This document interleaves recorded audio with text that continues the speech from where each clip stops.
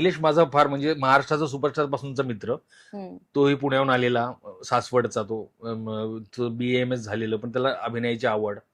आणि मग तिथं आम्ही दोघेच असे होतो की जरा ग्रामीण भागातले, आणि हे सगळे पोरं बऱ्यापैकी शहरी, पुणे, मुंबई, नाशिक अशा मोठ्या शहरातली.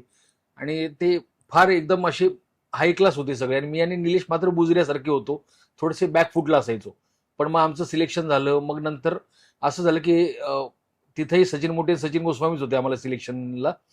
ते म्हटले की ह्या दोघांना ठेवायला पाहिजे, कारण हे जरा लिहितात पण चांगलं, यांच्याकडे डिरेक्शनचं पण हे आहे. मग आमचं ते सुरू झाला प्रवास. आणि मग आमच्या दोघांचं तिथे एवढी घट्ट मैत्री होती की रूम सुद्धा आम्ही दोघं शेअर करायचो, एकत्रच असायचो. आणि मग गोस्वामी तर आम्हाला म्हणायचे, हे योगेश शिरसाट आणि साबळेचा मठ आहे.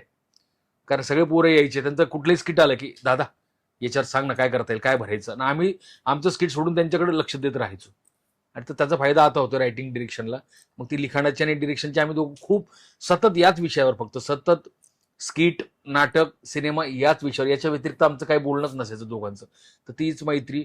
नंतर जेव्हा फुबाई फूच्या शेवटच्या 2 सीझनला मी ग्रुमर म्हणून होतो डिरेक्शनला सचिन गोस्वामींसोबत, ते 2 सीझन संपले.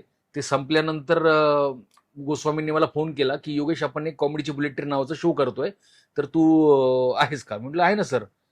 म्हटलं लिहायचं आहे ना? नाही म्हणे, अभिनय पण करायचा आहे. म्हटलं ओके. आणि त्याच वेळेला चला हवाई उद्या पण सुरू होणार होतं. तर मला दीपा तेलीचा आणि निलेश साबळेचा फोन आला की आपण हवाई उद्या नावाचा शो सुरू करतोय, तू ये. म्हटलं अरे, मी सचिन गोस्वामींना कमिटमेंट दिली आहे, मी तिकडे तो शो करतोय. मला चॅनलमधून खूप सारे हे आले की तुला जास्त पैसे मिळतील, जास्त प्रसिद्धी मिळेल, तू इकडे ये. पण म्हटलं नाही, मी तिकडं कमिटमेंट दिली आहे. म्हणून मी 4-4.5 वर्ष मी कॉमेडीची बुलेट ट्रेन केली. कॉमेडीची बुलेट ट्रेन आणि हवाई उद्या दोन्ही एकाच वेळेला सुरू झाली, एक कलर्स मराठीवर, एक झी हम्म. मराठीवर. मी 4-4.5 वर्ष कॉमेडीची बुलेट ट्रेन केली. बुलेट ट्रेन थांबली.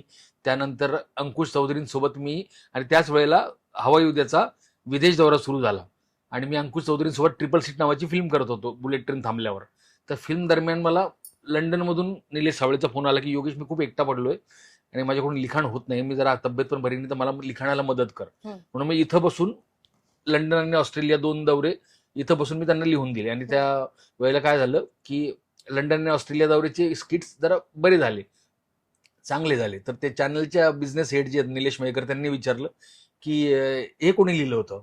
तर निलेशने आणि सगळ्या कलाकारांनी सांगितलं की योगेश शिरसाट औरंगाबादून, आपलं अहमदनगरवरून लिहून पाठवत होता. मग ते म्हटले की तो सध्या काय करतोय?